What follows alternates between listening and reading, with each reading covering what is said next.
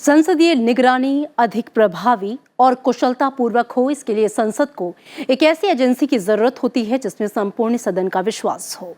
अन्य बातों के साथ साथ इस उद्देश्य की प्राप्ति संसद अपनी समितियों के माध्यम से करती है, जिनमें उसके अपने कुछ सदस्य कार्य करते हैं। इसी के तहत संसद के समक्ष पेश किए गए किसी विशेष विधेयक या किसी सरकारी गतिविधियों में वित्तीय अनियमितताओं के मामले की जांच करने के लिए ज्वाइंट पार्लियामेंट्री कमेटी यानी कि जेपीसी का गठन किया जाता है।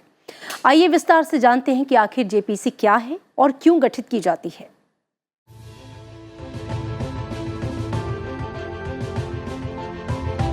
जेपीसी यानी संयुक्त संसदीय समिति संसद के जरिए गठित की जाने वाली एक तदर्थ यानी अस्थायी समिति है, जिसका गठन संसद द्वारा किसी विशेष मुद्दे या रिपोर्ट की जांच के लिए किया जाता है।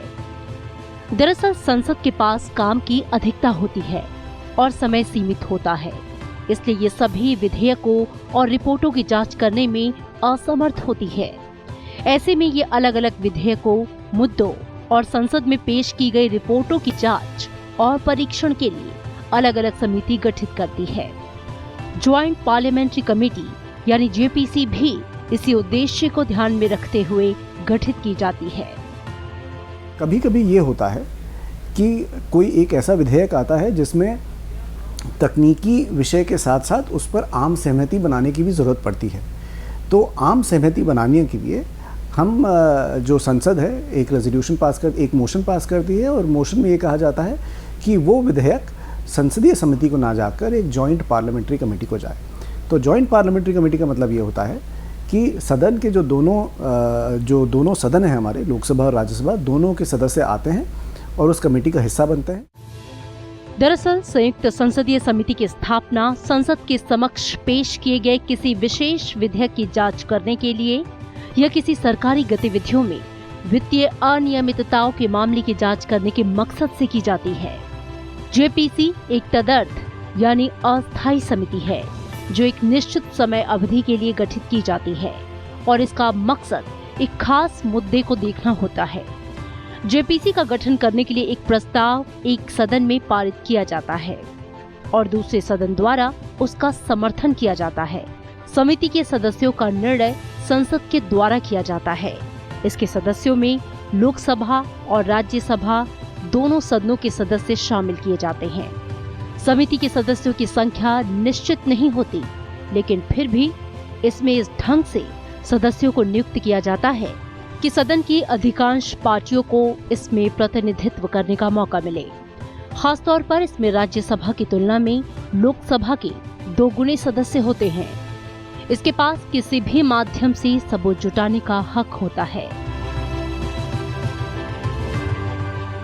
एक्सपर्ट्स को बुलाती है, सरकार को बुलाती है, लोगों की राय लेती है। कई बार वो कमेटी दौरे पर भी जाती है और सबकी राय और एक्सपर्ट से सुनने के बाद वो कमेटी अपनी रिपोर्ट सदन को देती है। और अधिकतर ये देखा जाता है कि जो कमेटी की रिपोर्ट होती है काफ़ी ठोस होती है, काफ़ी सॉलिड होती है, उसमें काफ़ी वज़न होता है और उसमें उस तकनीकी क्या कहते हैं विधेयक का एक अच्छा सा ये बताया जाता है कि वो विधेयक क्या कर रहा है और उसमें कुछ सुदृढ़ करने की ज़रूरत है या उसमें से कुछ हटाने की ज़रूरत है। संयुक्त संसदीय समिति यानी जेपीसी मौखिक या लिखित रूप में साक्ष्य इकट्ठा करने या मामले के संबंध में दस्तावेजों की मांग करने के लिए अधिकृत है। जनहित के मामलों को छोड़कर समिति की कार्यवाही और निष्कर्ष गोपनीय रखा जाता है। हालांकि सरकार किसी दस्तावेज को वापस लेने का निर्णय ले सकती है यदि उसे लगता है कि राज्य की सुरक्षा या देश के हित के लिए ऐसा करना जरूरी है। जेपीसी यानी ज्वाइंट पार्लियामेंट्री कमेटी को किसी भी माध्यम से सबूत जुटाने का हक होता है और उसे यह अधिकार भी है कि वो किसी भी व्यक्ति, संस्था या किसी भी उस पक्ष को बुला सकती है और पूछताछ कर सकती है जिसको लेकर जेपीसी का गठन हुआ है। अगर वो व्यक्ति, संस्था या पक्ष जेपीसी के समक्ष पेश नहीं होता है तो ये संसद की अवमानना का उल्लंघन माना जाता है। इसके लिए जेपीसी संबंधित व्यक्ति या संस्था से इस बाबत लिखित या मौखिक जवाब या दोनों मांग सकती है। हालांकि सबूत के लिए बुलाने पर अगर कोई विवाद होता है तो इस स्थिति में अध्यक्ष के निर्णय को अंतिम माना जाता है। दरअसल संयुक्त संसदीय समिति किसी खास मामले की जांच करने और प्रतिवेदन देने के लिए दोनों सदनों द्वारा इस विषय को स्वीकार करने या अध्यक्ष और सभापति द्वारा समय समय पर गठित की जाती है। आकाश पोपली और अनु दीवान के साथ ब्यूरो रिपोर्ट, राज्यसभा टीवी।